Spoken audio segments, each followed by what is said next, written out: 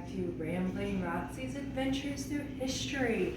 We've been talking about the pioneers coming in and settling Ohio from the colonies in the east and how they settled Marietta, and they brought all their things with them via the river or wagons, and now they're here on farms. Well, now we're kind of like, well, now that they're living here on their farm, what are they going to do next? Well, they're continuing to grow their area, and they need some place to take the things that they're growing. They're growing things like corn and wheat and other things, and they need something to do with that.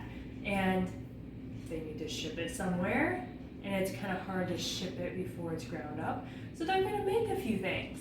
They also need some stuff around the area without having to get it all from another place back east. So today we're going to be talking about something that the pioneers spent a lot of time building, and that is mills.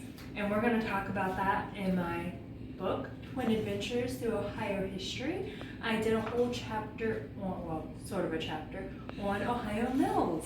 I'm greatly influenced by mills because I grew up not far away from Rock Mill, and my great-great-grandparents took their corn and wheat to be ground down at that mill.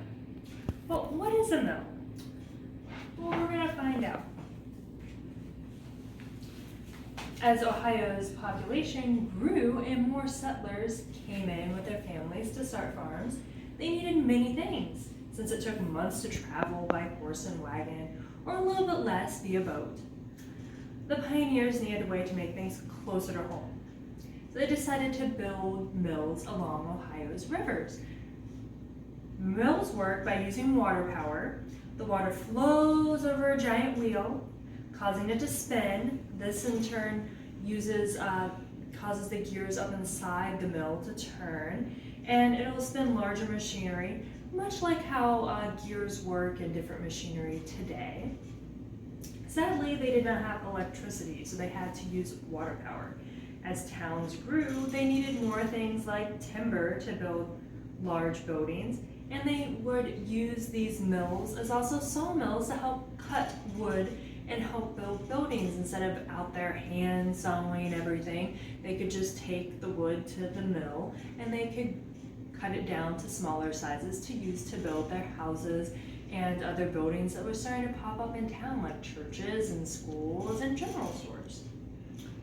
Farmers also needed their corn ground into cornmeal and wheat into flour. While doing this by hand can be okay for a small family, but if you need all the cornmeal to make your cornbread and flour to make your bread and maybe some cookies if you're lucky, you're gonna spend all fall and winter long grinding that up, plus it's gonna not be fine enough to really bake with. So they would take their flour and corn to the grist mill, and they would get it ground down so they could cook with it. Textile mills were also created for the same reason locally, to kind of help make local fabrics and everything. Instead of hand weaving everything, they could take their wool to the textile mill and they could get that made into larger pieces of fabric quicker. So all this industrialization helped make Ohio grow quicker economically and create a place for more people to come in. And at one point, there were over 57 grist, wool, and sawmills here in Ohio along the waterfalls. Sadly, not all of them are still in existence because mills built along a waterfall, what do you think might happen? During a flood, many of them were washed away. But there are several that you can still visit today. I know you're just itching to go see some of them. One of my favorites is Rock Mill. Me and my family go there quite frequently. It was originally built in 1799 and it was destroyed by flooding. Later it was rebuilt in 1824 along the Hocking River near Lancaster, and it's been restored, and you can go visit it on the weekends, May through October. Well, they'll actually have the water wheel running and see the corn and flour being ground down. It's a really cool experience, great for kids all ages, big and small. I know my kids love watching all the gears work in the mill. There's some other mills too, like Clifton Mill. You guys might have heard of that. It's decorated really nicely at Christmas time.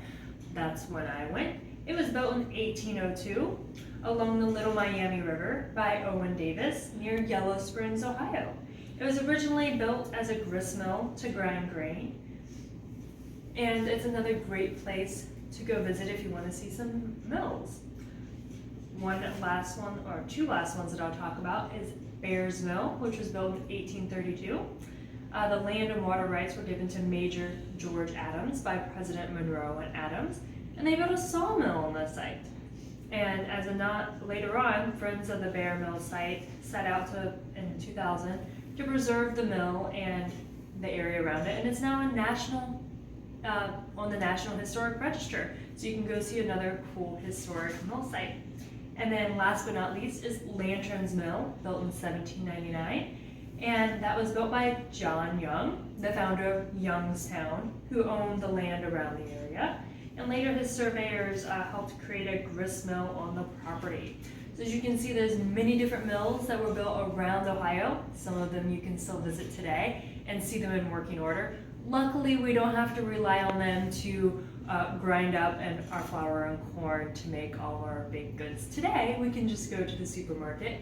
Unfortunately, the pioneers didn't have that option. So it's great that they were able to build these great mills to make all the things that they needed locally. Make sure to stay tuned to see what other cool places in Ohio you can see. Thanks for listening to Ramblin' Roxy.